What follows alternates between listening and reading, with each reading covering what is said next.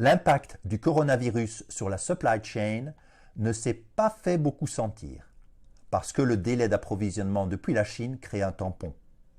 Les usines qui se sont arrêtées au Nouvel An chinois avaient du stock et des produits finis en cours d'expédition.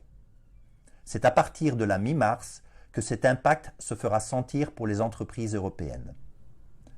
La course au moins 10 ans a poussé toutes les entreprises, parfois sous la pression de leurs donneurs d'ordre, comme dans l'industrie automobile, à délocaliser. C'est très souvent en Chine que cette délocalisation s'est produite. Ce pays, par sa taille, ses ressources par rapport aux autres pays de production à bas coût comme le Vietnam, est la plus grande origine de délocalisation.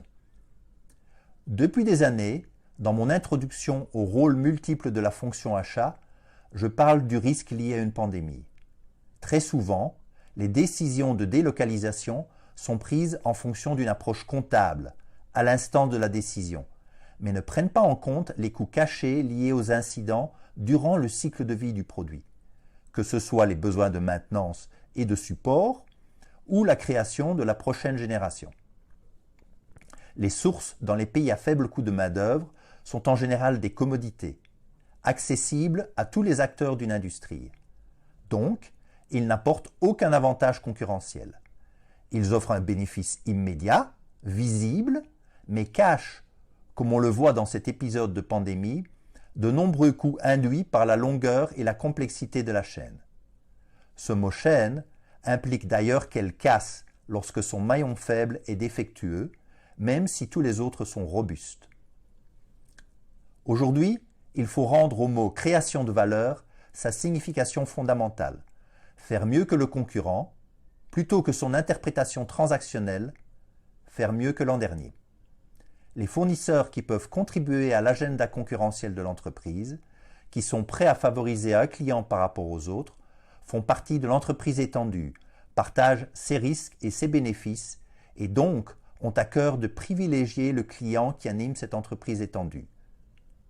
On ne peut que recommander aux décisionnaires de s'assurer que les départements achats sont correctement outillés et motivés pour faire la part des choses entre le gain achat immédiat et le renforcement de la robustesse de la chaîne d'approvisionnement. Trop souvent, la gestion du risque est un sujet théorique pour lequel les acheteurs qui sont en première ligne ne sont pas assez outillés, formés.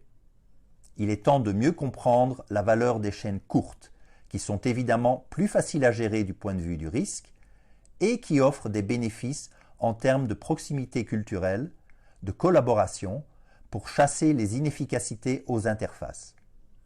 C'est le sens des travaux que je mène aujourd'hui avec la médiation des entreprises et les relations achats-fournisseurs responsables. Les changements que je suggère ne peuvent survenir que si le cap est beaucoup mieux donné vers le long terme, la prise en compte du coût et du risque global sur toute la durée de vie, dans un monde composé de 3 blocs antagonistes.